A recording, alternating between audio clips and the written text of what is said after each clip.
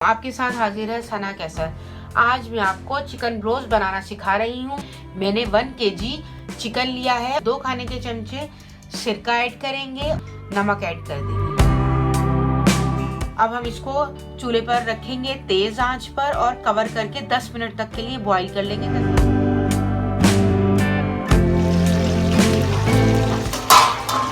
ये देखिए 10 मिनट हो चुके थे। अब हम इसकी कोटिंग तैयार करते हैं।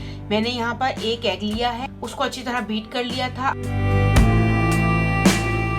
देखिए 2 टेबलस्पून मैंने इसे पानी ऐड किया और अच्छी तरह फिर एग को पानी के साथ बीट कर लिया। अब हम इसमें पैकेट का मसाला ऐड कर देंगे।